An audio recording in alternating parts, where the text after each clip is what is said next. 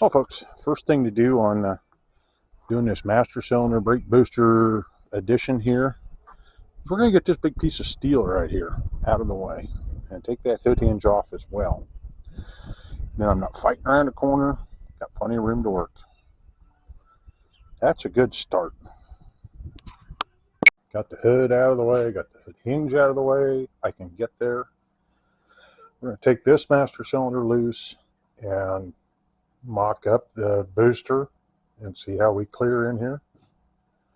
I'll get that slid on there and we'll get a look at that. Here we've got the master cylinder and the booster mocked up there. I've got maybe a ½ inch between the valve cover and the booster.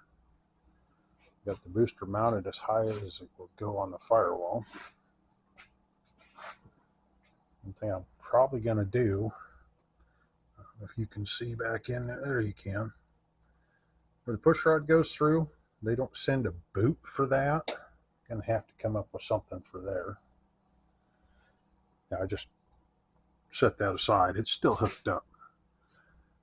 Just wanted to make sure this is going to go. I think I'm going to mount the proportioning valve down on the frame. Get rid of this garbage up here. And there's even a little spot down there for a little tricky solenoid deal to put in the brake line. We're going to have to see how this all works out. Going to do a lot of line making, I'm sure. Got the location for the proportioning valve figured out there, and that little bluish valve thingy there that's going in. Going to build me some lines and get that all done before I clutter it up with the booster and the master up here. Got that out of the way. I got some room to work. Well, after a little bit of time here, I got the brake lines run. The proportioning valve mounted down there. Got the little blue box there. Got these lines run pretty neatly up here. So they should be out of the way for getting to the plugs and maintenance and such as that. Right now the booster and master are just kind of mocked on there until I get the stuff under the dash done. That's next. Now, under the dash, I get rid of those two pedals and just put big one in there.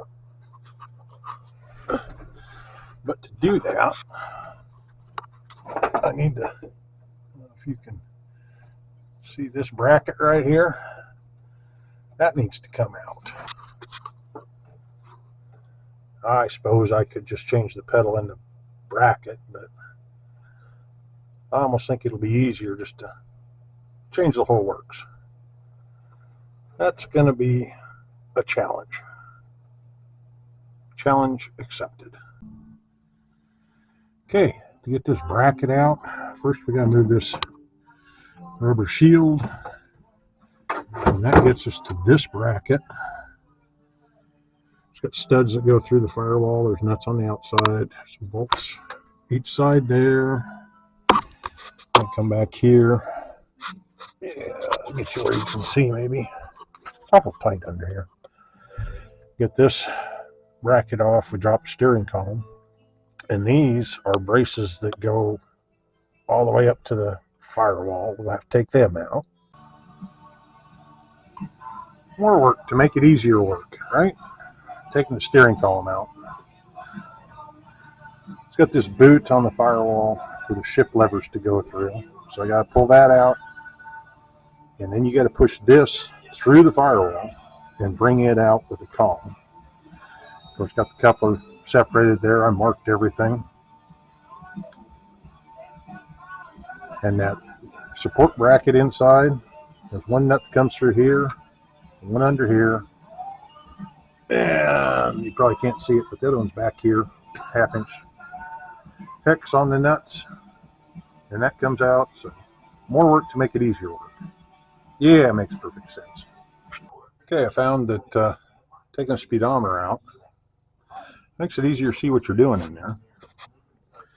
Took the bracket off the bottom of the steering column, and I've loosened up the clamp for the support at the bottom. And now I gotta get that out of there. And the studs that come through that hold the clamp at the bottom of the column are strut rods that go all the way to the dash. Get them out. So we're gaining.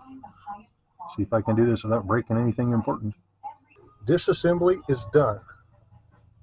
Next is to put it all back together and not have too many spare parts. Well, there we go. Got one pedal under there. They get me a new pad. But it wasn't too bad. I do recommend taking the steering column out. It's in there. Got the strut rods back up on the dash. I don't know if you ever see that. One goes up there. Get a light. One goes way up there. Now I neaten some things up and more assembly. Here we are under the dash again. Got her buttoned up. Couple things. On the conversion, one thing you need to make sure is that your push rod length is right. You got to have some free travel in that pedal. Now I'm not 100% sure that's enough, but I think it's probably going to do, or I'll adjust it again. If you got too little, as your brakes warm up, you could end up where they self-apply. It's slow, it's not abrupt and scare the hell out of you, but your brakes will drag and they'll get warmer, and the fluid expands, but because this is down, it doesn't return into the master cylinder right, so the pressure builds up and applies some more, get hot, there you are sitting on the road with smoking brakes. Also, set your brake light switch. You don't want it bottoming out on that. You got this stopper for that. And a third thing under here is there's two holes in this arm. The master cylinder with manual brakes went in the top one, and with power, usually you move it down the lever of the brake pedal, arm of the brake pedal, about an inch. That's because you don't need as much leverage on the master cylinder because you got the power assist. So you'll get more master cylinder travel out of your brake pedal travel, if that makes any sense to you. Well, that's what we got underneath here. We'll go underneath the hood and look that over. And underneath the hood that I don't have on here, you got the adapter bracket in there. Tough to see, but down in there there's a boot to fill that hole up where the master cylinder used to cover it for the push rod to go through. Got some more clips here for the lines, but I'm not really happy with them. Brake booster, got a whole mess of lineage down there doing this and that. We got the proportioning valve here, the little blue valve over there. Get me a grommet for in here because I got some wires to run through.